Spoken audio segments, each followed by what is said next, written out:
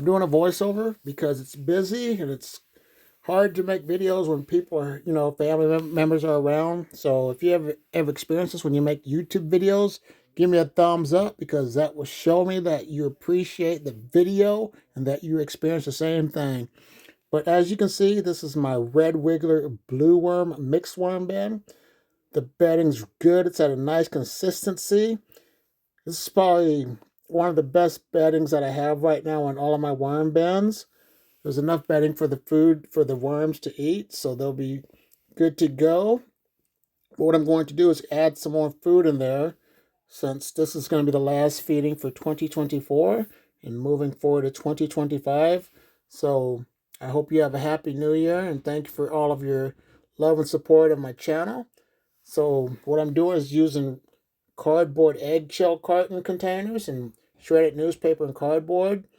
And if you invest money into eggs in stores, don't get the cardboard or don't get the egg cartons that have it's not the cardboard material. So the best thing to do, that always go this route because your worms can eat this and never use that. I guess it's the styrofoam. That's the word I was looking for. So a question for you, do you have farm fresh eggs or do you use store-bought eggs? Leave in the comments box below because I'd love to hear your answer. But here's some watermelon that I had saved up. It was frozen. It's been in the freezer since July. And I just kept it down there for the right time for my worms to get some food scraps. And here they go. It's the right time. But it's frozen. I have the cardboard down to keep it insulated to not shock my worms with the cold. And it's cut up so it'll break down easy. The worms have really good access to it. And the thing about this worm bin that I experienced starting out, I drilled holes in the bottom and I'd have another tote underneath. But for now, I just like, the one tote with no holes, so that way I do not have to worry about any liquid leaking down through the holes. But this cardboard will help saturate and absorb the moisture. So always use a lot more paper when it comes to your food scraps that have a lot of juices such as watermelons. So now let's look at my Euros. All right, here's my Euros. There's no worms on the lid. The bin's dry inside on the around the lid. There is no condensation. So the worms are staying in there. There's a sprout in there. I don't remember what this is. If you know what it is, let me know. But there's some bedding in here. I'm moving stuff around, looking at the Euros. They're looking good. I'm fluffing it up, allowing the airflow in there and let the worms to move around freely. You don't want your worm bin to get anaerobic. That will cause it to stink. So if you always fluff it up and move stuff around and have more carbons, which is your browns to your nitrogens, you won't have problems with any of your worm bin stinking. And this worm bin, it smells good. It's earthy, so that is a good sign to let you know that your worm bin's running at a good consistency.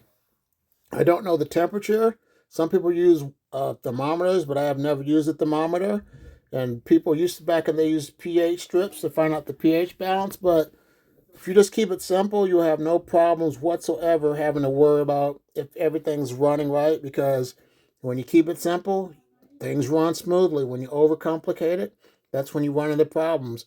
But this is one of those cup holder cartons that I got from a fast food restaurant. And like I said, that's another good food source for your worms, so never throw it out. So there we go, putting the watermelon in there. And I always try to put the rind side up and the red side down, so that way they can get into that. So that's something to think about. Some people put it in whole, but this way, like I said, it'll allow the worms to get in there a lot easier. And as we talk about in previous videos, never overfeed your worms, always underfeed them. If you're going to overfeed them, always add more cardboard than you do the food scraps, so you don't have to worry about the mold and all that other stuff. And always cover up your food scraps to prevent fruit flies from getting in there. But it's winter right now. We don't have to worry about any fruit flies. So I'm just making sure I cover it up, getting ready to put my plastic back on top and tuck them in so they can get down to business when it comes to eating the food scraps. So I'll check on these worms in about another 2 or 3 weeks and see how things are going. I'm not really focused on worm castings right now because I have an outside garden and I'll let the worms, keep doing what they have to do. Here's my other worm bin with European night crawlers. I never used the plastic, and I want to give a shout out to everyone that told me to use plastic, the bubble wrap on top, because that has definitely improved my journey when it comes to worm farming. I always had problems with it being too wet or not being damp enough because it would dry out, and the cardboard helps to retain the moisture. So there they go. These are once again, the European night crawlers. Still have a lot of paper in there, so they were good to go. They weren't starving. And like I said, as long as you have paper inside of your worm bin, you'll be good to go. Your worms will be taken care of, and they're going to get the same thing. Some shredded newspaper, shredded cardboard, and some of the watermelon. I'm going to keep everything the same, not change anything up, because I had 2 watermelons, I think it was, and like I said, I cut them up, and this is the leftovers, and this is what they're going to get. So on average, what do you usually feed your worm bins? And what do you usually feed your worm bins, and how much do you usually give them? Because I'd love to hear your answer. Because back in the day, people would definitely overfeed them. And once again, that would cause a lot of problems. But here we go. Let's throw some cardboard on top, cover it up, and get ready to put my plastic on top of this one. And let these worms get down to business. So did you have plans for New Year's? Did you go out? Did you stay home? Let me know. Leave in the comments box below. What are your plans for 2025? Do you have any New Year's resolutions? I don't have any resolutions. I'm just going to keep on doing what I do and just try to stay healthy and strong. Here's my diverse and inclusion worm bin. It has mixed worms, red wigglers, blue worms, and European night crawlers. But as you can see, this bin has a lot more castings. And from my personal point of view, their worms are all unique, but I like the mixed worm bin. I've said this in previous videos because you have different species of worms, and I just like the results. It seems like this one, they just consume the food scraps a lot quicker. I don't know what it is. It might just be a mental thing, but let me know your thoughts. Is it something that you might experience when it comes to mixed worms compared to your other worms? And also, do you have African night crawlers? Because I have not been hearing a lot of things about African night crawlers. So let me know how long you had them, where'd you get them from, and what are your results? Throw that in the comments box below. But this bubble wrap, that definitely came in handy. There they go. Cardboard, shredded newspaper. So, viewer, for you, a question. How long have you been subscribing to my YouTube channel? I've been on YouTube for at least 10 plus years now, and I'm glad I started because I was able to meet a lot of great people. And thank you once again, if you haven't already, subscribed. And I want to thank everyone that has subscribed to my channel, and everyone that is a channel member. Thank you for all the love and support, and the extra funds always go back into this community. So thank you for becoming a partner with my YouTube membership channel program as well. But there we go. And if you have any questions about anything, let me know. Leave it in the comments box below. You can go to my YouTube community channel group, or you can go to my Facebook group. So there's many ways to connect with me. And if I don't know the answer, I could definitely lead you and direct you in the right direction with other worm farmers that would definitely have the answer.